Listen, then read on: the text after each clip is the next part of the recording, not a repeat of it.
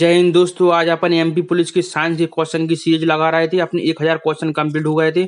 आज अपन 1000 से आगे क्वेश्चन पढ़ेंगे। अपन को पूरे 5000 क्वेश्चन का टारगेट है, उससे आगे भी क्वेश्चन पढ़ेंगे, लेकिन अपन 5000 का पूरा टारगेट ले रखे हैं। इसलिए चलिए पढ़ते हैं। बस आप एक बार वीडियो को लाइक कीजिए और चैनल को सब्सक्राइब कीजिए। और आपकी एमपी पुलिस, रेलवे, कोई भी एग्जाम देना, सारे एग्जाम के क्वेश्चन साइंस के इसी में से फंसेंगे, क्योंकि वेरी इंपॉर्टेंट क्वेश्चन करा रहे हैं आपके लिए। तो पहला क्वेश्चन है साइंस का, पढ़िए अच्छे से। दोलन गति में दोलक के अंदर किस प्रकार की ऊर्जा का लगातार अंत परिवर्तन होता रहता है? तो राइट आंसर है स्थितिज और गतिज ऊर्जा का परिवर्तित होता रहता है। नेक्स्ट है, जब दोलक सर्वाधिक ऊंचाई पर होता है तब उसकी कुल ऊर्जा किस रूप में होती है? तो राइट आंसर है स्थितिज ऊर्जा में होती है। ऐसे ही क्वेश्चन आपके एग्जाम में आएंगे, लैंग्वेज में भी पूछ सकते हैं, इसलिए आप अच्छे से पढ़ते चलिए और ध्यान से सुनते चलिए, सारे क्वेश्चन फंसेंगे। बस आप अपने चैनल को, वीडियो को लाइक कीजिए और अपने चैनल को सब्सक्राइब भी कीजिए और कमेंट भी कीजिए। बस आप ये 3 काम कीजिए और पढ़ते चलिए। नेक्स्ट है, दोलक की गतिज ऊर्जा का कुछ भाग किस कारण तापीय ऊर्जा में बदलता है? तो राइट आंसर है वायु प्रतिरोध के कारण बदलता है। नेक्स्ट है, पृथ्वी अपनी धुरी पर घूमती है और ग्रह सूर्य के चारों ओर घूमते हैं। इस सिद्धांत को किसने प्रतिपादित किया था? वेरी इंपॉर्टेंट क्वेश्चन है। राइट आंसर ऑप्शन सी यानी कोपरनिकस ने बताया था। इंपॉर्टेंट क्वेश्चन है, पढ़ते चलिए और अच्छे से ध्यान से सुनते चलिए, सारे क्वेश्चन आपके इसी में से फंसेंगे। नेक्स्ट है, सूर्य, ग्रह, उपग्रह, धूमकेतु, उल्काएं और क्षुद्र ग्रह मिलकर क्या बनाते हैं? तो राइट आंसर है सी यानी सौरमंडल बनाते हैं। नेक्स्ट है, हमारी आकाशगंगा को क्या कहा जाता है? तो राइट आंसर है दुग्ध मेलका कहते हैं। इंपॉर्टेंट क्वेश्चन है, आपके अंतरिक्ष विज्ञान से क्वेश्चन आते हैं, इसलिए अच्छे से पढ़िए। आगे आपको साइंस की physics, chemistry, biology, geology, botany के सारे आपको इंपॉर्टेंट क्वेश्चन बढ़ेंगे। सारे चैप्टर में से हमने क्वेश्चन उठाए हैं, आपकी एक क्वेश्चन बाहर नहीं जाएगा और डेली हम आपको ऐसे पढ़ा रहे हैं। नेक्स्ट है, ज्ञात मंदाकिनी का लगभग कितना भाग सर्पिला आकार का माना जाता है? तो राइट आंसर है 80% मानते हैं। नेक्स्ट, नवीनतम ज्ञात गैलेक्सी कौन सी यानी हाल ही में ढूंढी गई नवीन गैलेक्सी कौन सी है? तो राइट आंसर डुबार्फ गैलेक्सी है। नेक्स्ट क्वेश्चन आ गया, जल का महत्व किस तापमान पर अधिकतम होता है? तो राइट आंसर है ऑप्शन सी यानी 4 डिग्री सेल्सियस। ये वाला क्वेश्चन इतना इंपॉर्टेंट है कि हर एग्जाम में आता है, और आप अगर डेली पढ़ रहे हैं तो डेली वाला क्वेश्चन ही फंस रहा है। इंपॉर्टेंट है ये वाला कि जल का घनत्व अधिकतम 4 डिग्री सेल्सियस पर होता है। 4 डिग्री सेल्सियस के ऊपर या नीचे तापमान जल का घनत्व कैसा रहेगा? तो राइट आंसर है 1 से कम रहेगा। इंपॉर्टेंट है, पढ़ते चलिए। नेक्स्ट क्वेश्चन है, शीत देशों में समुद्र की सतह पर बर्फ जमने के बाद भी नीचे जल विकास कारण तरल रूप में रहता है। राइट आंसर है बर्फ ऊष्मा का खराब संवाहक होता है, इसलिए रहता है। आप भी क्वेश्चन में सुनते चलिए अच्छे से, आपको सारे क्वेश्चन याद हो जाएंगे। नेक्स्ट है, किसी परिपथ में धारा मापने के लिए किस यंत्र का उपयोग किया जाता है? तो राइट आंसर है अमीटर का उपयोग करते हैं। इंपॉर्टेंट है, आप भी अपने चैनल को, वीडियो को लाइक करते चलिए और चैनल को सब्सक्राइब भी कीजिए, कमेंट भी कीजिए। नेक्स्ट है, अमीटर को परिपथ में किस प्रकार से जोड़ती हैं? तो राइट आंसर है श्रेणी क्रम में जोड़ती हैं। नेक्स्ट है, परिपथ में दो बिंदुओं के बीच विभवांतर मापने के लिए किस युक्ति का प्रयोग करते हैं? तो राइट आंसर है वोल्ट मीटर का उपयोग करते हैं। इंपॉर्टेंट है।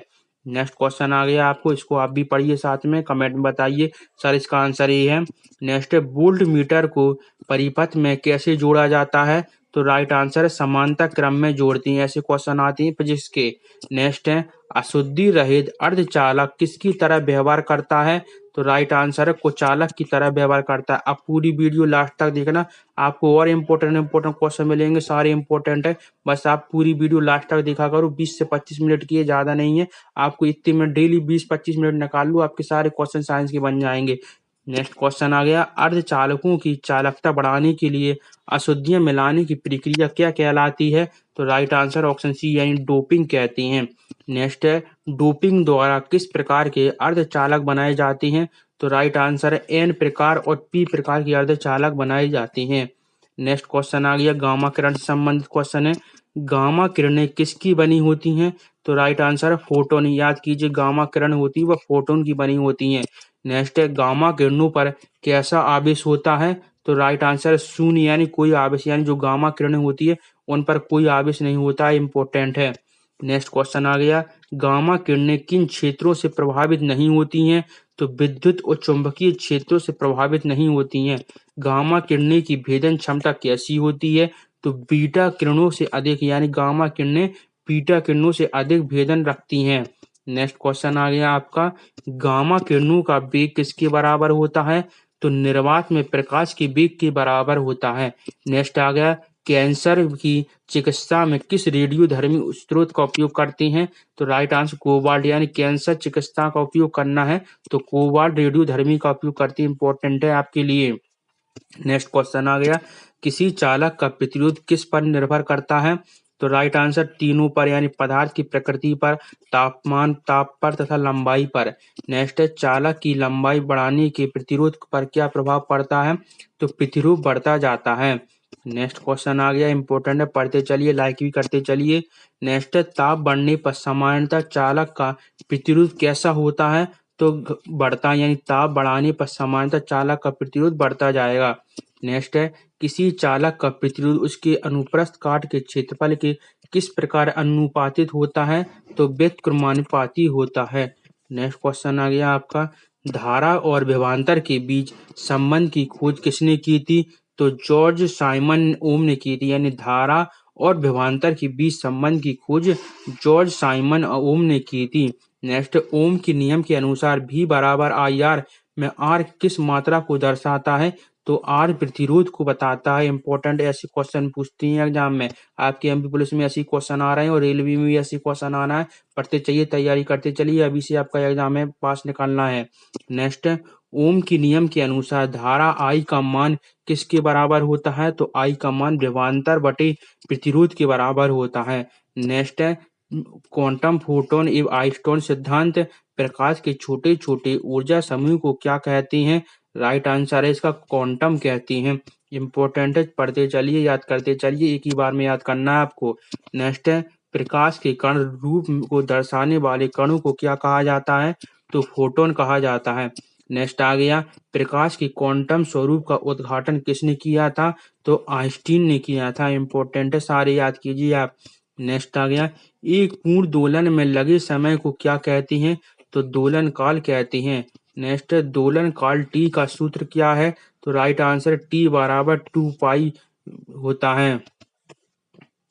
नेक्स्ट है, दोलक का आयाम क्या कहलाता है? तो राइट आंसर है माध्यम स्थिति के महत्तम विस्थापन कहते हैं।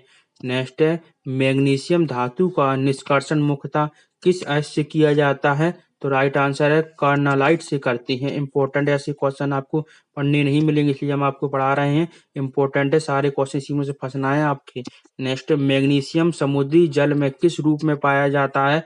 तो राइट आंसर है मैग्नीशियम क्लोराइड के रूप में पाया जाता है। नेक्स्ट आ गया, पौधों को हरा रंग प्रदान करने वाला क्लोरोफिल किस धातु का यौगिक होता है? तो राइट आंसर मैग्नीशियम का यौगिक होता है। नेक्स्ट क्वेश्चन आ गया आपका, मैग्नीशियम धातु का रूप कैसा होता है? तो चांदी जैसा उजला और चमकीला होता है। नेक्स्ट है, मैग्नीशियम सूक्ष्म ईंधन में इथाइल आयोडाइड ब्रोमोडाइड से प्रतिक्रिया कर कौन सा यौगिक बनाता है? तो ग्रिग्नाइड अभिकर्मक बनाता है। इंपॉर्टेंट है, देख लीजिए, आप पढ़ रहे हैं तो आपको पढ़ने में ही लग रहा होगा कि कितनी इंपॉर्टेंट क्वेश्चन है। बस आप हमारे लिए सिर्फ एक काम कीजिए, वीडियो लाइक कीजिए, एक छोटा सा अच्छा सा कमेंट भी कीजिए और चैनल को सब्सक्राइब भी कीजिए। नेक्स्ट है, ढलवा लोहे में कार्बन की मात्रा लगभग कितनी होती है? तो राइट आंसर है 2.5% होती है। नेक्स्ट, ढलवा लोहा कैसा होता है? तो कठोर और भंगुर ढलवा लोहा होता है। नेक्स्ट क्वेश्चन आ गया आपका, पिटवा लोहा कैसा प्राप्त होता है? तो ढलवा लोहे से होता है। इंपॉर्टेंट ऐसे क्वेश्चन फंसते हैं। नेक्स्ट है, पिटवा लोहा की प्रमुख विशेषता क्या होती है? तो आघातवारता और तन्यता होती है। नेक्स्ट आ गया क्वेश्चन, इंपॉर्टेंट है, मुद्री इस्पात में कार्बन की मात्रा लगभग कितनी होती है? तो राइट आंसर 0.1% होती है। नेक्स्ट है, मुद्री इस्पात में मुख्यतः क्या बनाया जाता है? तो राइट आंसर है चादरें और तार, यानी मुद्री इस्पात से चादर और तार बनाते हैं। नेक्स्ट है, रबड़ एवं वल्कनीकरण के क्वेश्चन है। प्राकृतिक रबड़ में सल्फर मिलाने की प्रक्रिया को क्या कहा जाता है? तो वल्कनीकरण कहते हैं। नेक्स्ट है, रबड़ के बाष्पीकरण में किसका प्रयोग करते हैं? तो सल्फर का प्रयोग करते हैं। इंपॉर्टेंट याद करते चलिए। आप 2 बार वीडियो देख लेना और याद कर लेना, या फिर आप अपने नोट्स बनाते चलिए। आप ये कॉपी कर लीजिए, उसमें डेली साइंस के क्वेश्चन नोट्स आंसर लिखते चलिए और याद करते चलिए, आपको ये क्वेश्चन वहाँ नहीं जाएगा। नेक्स्ट है, आवर्त सारणी का सर्वाधिक विद्युत ऋणात्मक तत्व कौन सा होता है? तो फ्लोरीन होता है। नेक्स्ट है, फ्लोरीन और क्लोरीन किस अवस्था में पाए जाते हैं? तो गैसीय अवस्था में पाए जाते हैं। नेक्स्ट क्वेश्चन आ गया, ब्रोमीन किस अवस्था में पाया जाता है? तो ब्रोमीन द्रव अवस्था में पाया जाता है। हैलोजन तत्व मुक्त अवस्था में क्यों नहीं पाए जाते, यानी हैलोजन तत्व मुक्त अवस्था में क्यों नहीं पाए जाते हैं? तो नहीं बताना है, ये तत्व अत्यधिक क्रियाशील होते हैं इसलिए नहीं पाए जाते हैं। नेक्स्ट आ गया क्वेश्चन, फ्लोरीन का उपयोग UF6 और SF6 बनाने में होता है, जिसका उपयोग क्रमशः किस में करते हैं? तो परमाणु ऊर्जा उत्पादन व पराविद्युतकी में करते हैं। नेक्स्ट है, कांच पर लिखने के लिए किस अम्ल का प्रयोग करते हैं?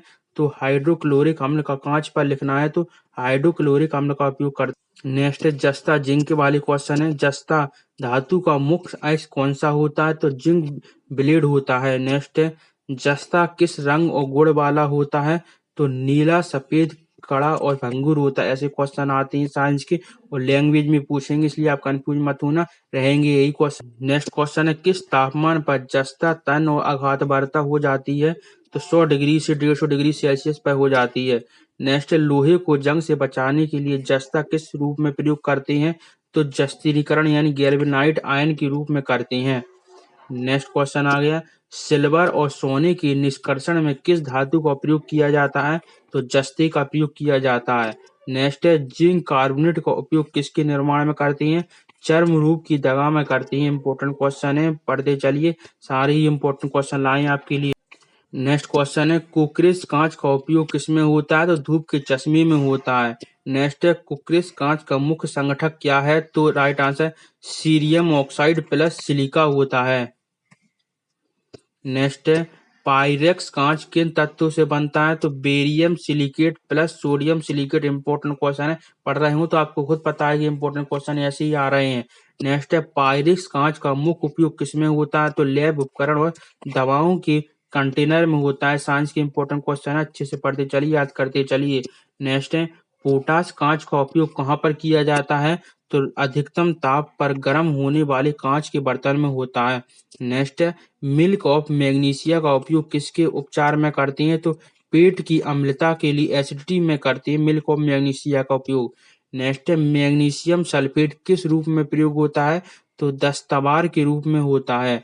नेक्स्ट है, मैग्नीशियम कार्बोनेट का उपयोग कहाँ किया जाता है?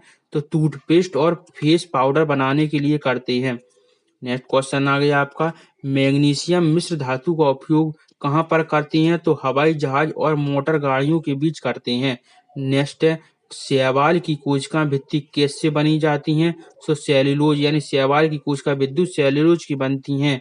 नेक्स्ट आ गया आपका, बॉटनी के क्वेश्चन चल रहे हैं। शैवाल में खाद्य पदार्थ किस रूप में संचित होती हैं? तो स्टार्च में होती हैं। नेक्स्ट है, शैवाल के अध्ययन को क्या कहा जाता है? तो फाइकोलॉजी, यानी शैवाल का अध्ययन करना है तो फाइकोलॉजी कहेंगे। नेक्स्ट है, शैवाल के किण्वन से कौन सा अम्ल प्राप्त करते हैं? तो एसिटिक अम्ल प्राप्त करते हैं। नेक्स्ट है, अक्रिय गैसों को दुर्लभ गैस क्यों कहा जाता है? प्रकृति में दुर्लभ पाई जाने के कारण कहते हैं। नेक्स्ट इंपॉर्टेंट क्वेश्चन चल रहे हैं, अक्रिय गैसों की खोज का श्रेय किसे दिया जाएगा? तो लोकियर रेम्स रेलो को कहेंगे।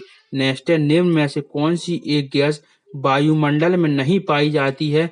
तो रेडॉन वायुमंडल में नहीं पाई जाती है। नेक्स्ट क्वेश्चन आ गया, अक्रिय गैस रासायनिक दृष्टि से कैसी होती हैं? तो निष्क्रिय होती हैं। नेक्स्ट आ गया, शून्य वर्ग ग्रुप 18 का कौन सा तत्व है? तो जीनोन कहते हैं उसे। इंपॉर्टेंट है, याद कीजिए, आपको सारे क्वेश्चन याद करना है, 2 बार आपको वीडियो देखना, आपको सारे क्वेश्चन याद हो जाएंगे। पूरी वीडियो लास्ट तक देखा करो और अपनी अच्छे से पढ़ते चलो। 6 रोग टीबी का कारक जीवाणु कौन सा है? तो माइक्रोबैक्टीरिया ट्यूबिकुलोसिस है। नेक्स्ट है, 6 रोग का एक प्रमुख लक्षण कौन सा होता है? तो बलगम के साथ खून आना 6 रोग के यानी टीबी का एक लक्षण है। नेक्स्ट है, टीबी से बचाव के लिए बच्चों को कौन सा टीका लगाया जाता है? बीसीजी का। इंपॉर्टेंट है, बहुत बार पूछता है, याद कीजिए, टीबी से बचाव के लिए बीसीजी का टीका लगाते हैं। नेक्स्ट है, टीबी रोग से बचाने के लिए घर में क्या आवश्यक है? पर्याप्त वायु और सूर्य का प्रकाश जरूर आना चाहिए। नेक्स्ट है टाइफाइड। टाइफाइड का कारक कौन सा है? सैल्मोनेला ट्राइकी टाइफाइड है। नेक्स्ट है टाइफाइड रोग किस माध्यम से फैलता है? जल, मल मूत्र व थूक से टाइफाइड फैलता है। नेक्स्ट क्वेश्चन है टाइफाइड फैलाने में किसका प्रमुख योगदान होता है?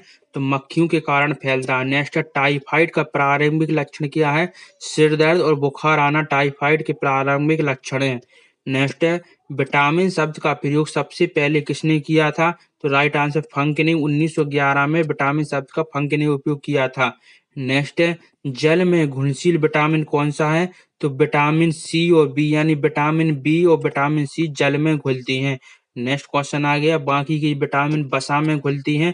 वसा में घुलने वाले vitamin vitamin A, vitamin D, vitamin E और विटामिन के वसा में घुलती हैं। नेक्स्ट है निम्न में से कौन सा विटामिन शरीर में भी बनता है, यानी शरीर में स्वयं अपने आप वो विटामिन बनता है? तो विटामिन डी और विटामिन के है शरीर में स्वयं बना लेता है। विटामिन डी है सूर्य से मिल जाता है। नेक्स्ट क्वेश्चन आ गया आपका कार्बन को क्या कहा जाता है? तो सार्वभौमिक तत्व कार्बन को कहते हैं। नेक्स्ट है कार्बन के कुल युगों की संख्या लगभग कितनी होती है? 5 लाख से अधिक कार्बन की युगों की संख्या होती है।